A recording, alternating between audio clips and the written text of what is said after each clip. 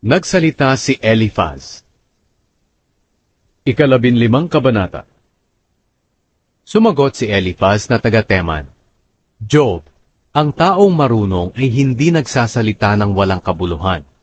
Hindi siya nakikipagtalo sa mga salitang walang saysay.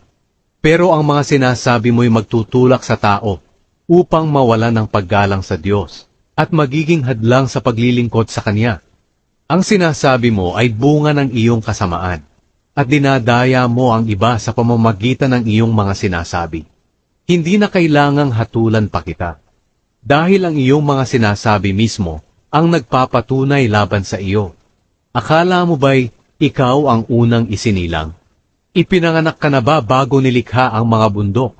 Narinig mo na ba ang mga plano ng Diyos? Ikaw lang ba ang marunong?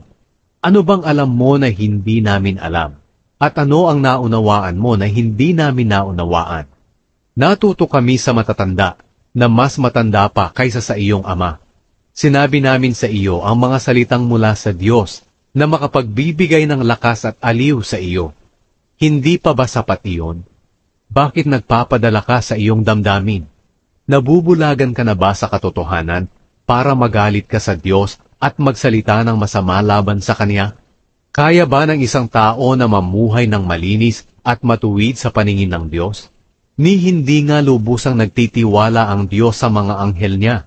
Kung ang mga nilalang niyang ito na nasa langit ay hindi lubusang malinis sa kanyang paningin, ang tao pa kaya na ipinanganak na masama at makasalanan at uhaw sa paggawa ng masama? Job, pakinggan mo ako. Sasabihin ko sa iyo at ipapaliwanag ang mga naranasan ko. May masasabi rin tungkol dito ang mga marurunong na tao na natuto sa kanilang mga ninuno. Sila lang ang nagmamay-ari ng kanilang lupain at walang dayuhang sumakop sa kanila. Ang taong masama ay maghihirap habang buhay. Palagi siyang kinakabahan kahit na walang panganib. Dahil iniisip niya na baka salakayin siya ng mga tulisan. Takot din siyang pumunta sa dilim dahil baka may pumatay sa kanya. Kung saan-saan siya naghahanap ng pagkain.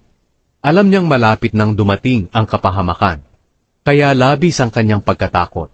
Katulad ng hari na naghahanda sa pagsalakay sa kanyang mga kaaway. Nangyayari ito sa kanya dahil nagre-rebelde at sumusuway siya sa makapangyarihang Diyos. Para siyang nakahawak sa matibay na kalasag at handang kalabanin ng Diyos. Kahit mataba at mayaman siya ngayon, titira siya sa mga gibang bayan, sa mga bahay na walang nakatira at malapit ng gumuho. Hindi na dadami ang kanyang kayamanan, at ang mga natitira niyang yaman at ari-arian ay hindi na magtatagad. Hindi siya makakatakas sa kapahamakan. Magiging tulad siya ng puno na ang mga sangay masusunog. Lahat ng ari-arian niya ay mawawala sa isang ihip lamang ng Diyos. Huwag sana niyang dayain ang sarili niya sa pamamagitan ng pagtitiwala sa mga bagay na walang kabuluhan, dahil wala siyang makukuha sa mga iyon. Maagang darating sa kanya ang kanyang parusa, at hindi na siya uunlad pa. At magiging tulad siya ng ubas na nalalagas ang mga hilaw na bunga, o katulad ng ulibo na nalalagas ang mga bulaklak, sapagkat mamamatay ng walang lahi ang mga taong walang takot sa Diyos. At ang mga bahay na itinayo nila mula sa mga suhol ay masusunog. Ang lagi nilang iniisip ay ang manggulo, gumawa ng masama at mandaya.